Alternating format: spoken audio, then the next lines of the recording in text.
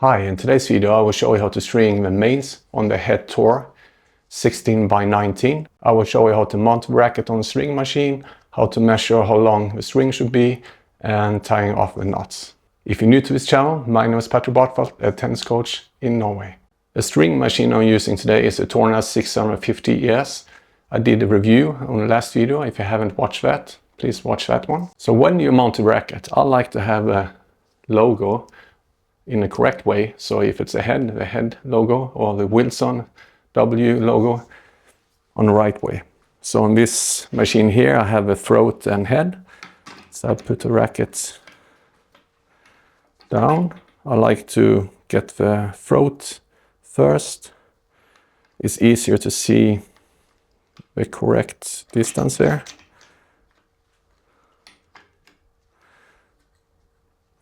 I don't want to tight it too hard. Just I tight it to when I feel it is a stop, just using my fingers. And then I take the bottom one and the top one.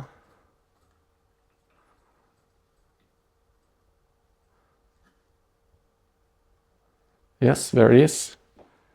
Yes, you can see it's a little bit loose here, because you don't want to tighten it too much, since the racket will get bigger.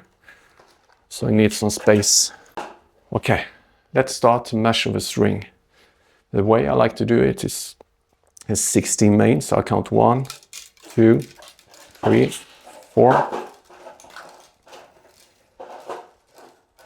I take 8 of them. And make sure it's a double here. I take some extra since I have to go there. I start at the bottom here. Since it's 6 holes on my racket here, I'll start at the bottom. If it was 8 holes here, I would start on top. So that's something you have to remember. I remember when I started, I did a lot of things wrong. And make sure those are equal. Then just pull. Then I clamp one of these. I like to use the starting clamp. In case this slides free here, I want scruff the strings here. And I'm stringing at 21 kilos with a head hook touch. So I like to string 3 pieces first, and then I switch side. I know some people do 1 at a time. I like to do 3. And then on this side here, I'll go under the throat, so not above. Don't do more than 3, because then you might warp the frame. So that's not a good idea. I remember back in the days when I was stringing, we did the whole side, but it's not a good idea. Don't do that.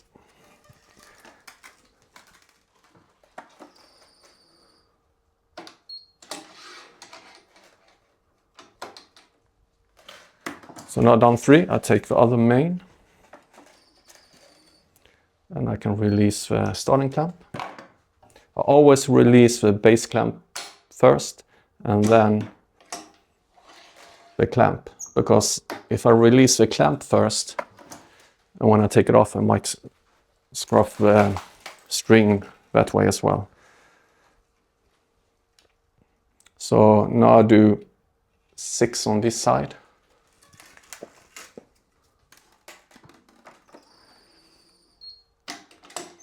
When I'm clamping here, I'm trying to get as close as possible to the grommets, but not too close.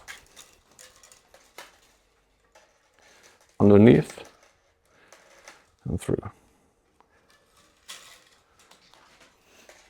Usually it takes me around 4 to 6 minutes to string the mains. I'm not trying to stress when I'm stringing. I'm just doing it. It's kind of like meditation for me. So if I don't have a time pressure, I'm just relaxed about it.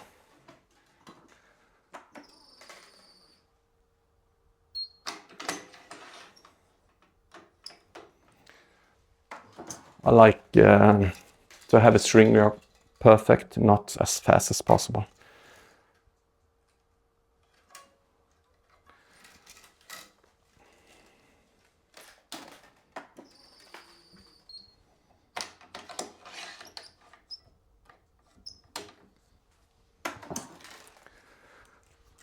So the last one here, and I've done 6.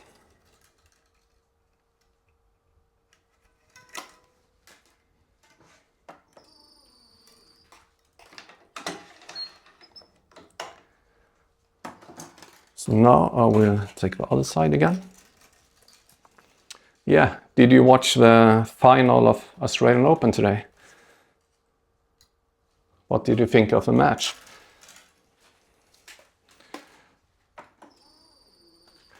I didn't get to see the beginning of the match. I just saw the last set. It was fun to watch. I'm impressed by Djokovic keeping up with young guns.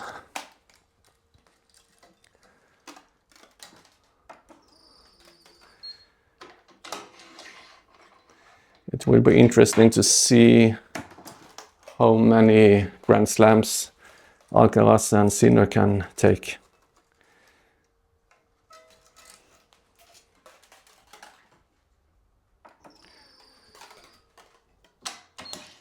I really hope there will be one or two more guys competing against those two, Alcaraz and Sinner. Otherwise it gets boring. Let's see, 1, 2, 3, 4, 5, 6. So on this racket I will skip hole number 7 here and go to 8. It's all different depending on what kind of racket and model.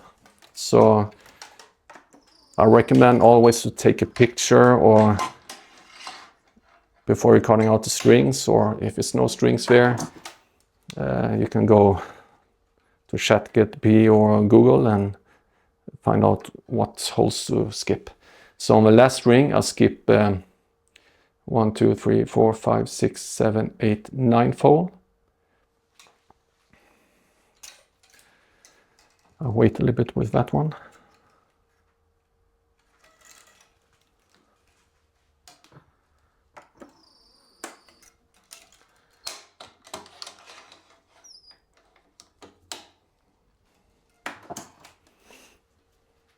So the same on the other side, I skip the same holes.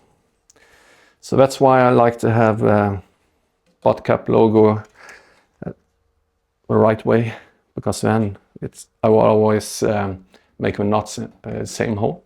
So now we're on last ring, I'll put the knot function on. So that means I will increase with 10%. You don't have to do it, but I like to have a little bit increase tension.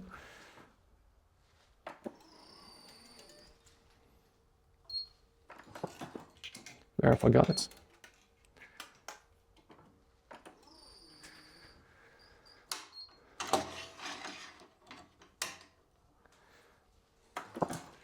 Okay, so let's get to the knots. There's a lot of different knots you can do. Covered some. And the one I'm going to show you is Parnell knot. I like that the most. So when I'm tying the knot, I try to find the closest hole here. And I can see I've used that one before. And on this racket, it actually says mains and crosses on it, so it's quite easy to find. So let's see if you can see here. So you see the string goes out on this side. So I will go over, then I go under and up through. So I'm creating a loop here. I do the same under,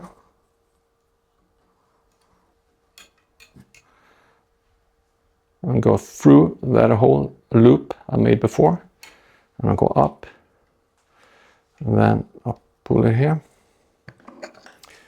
So then I like to use the starting clamp again. I'll put it here, and then I will go away from the strings and leave it up and pull in like that, and then I'll pull in and I'm done. I take the other string, just pull it through here like that. I hold the knot while I'm opening the base clamp and clamp, and then I cut like that. So one side is finished. I do the same to the other side. I go in here.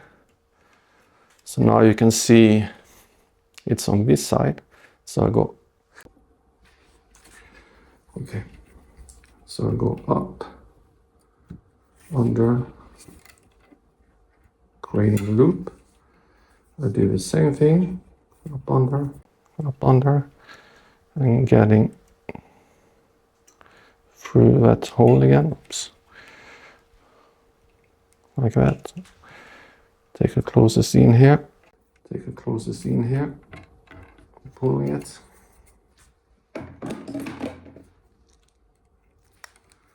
Using the starting clamp. Up and back. I don't have to do it too hard, and then just put it in place here. And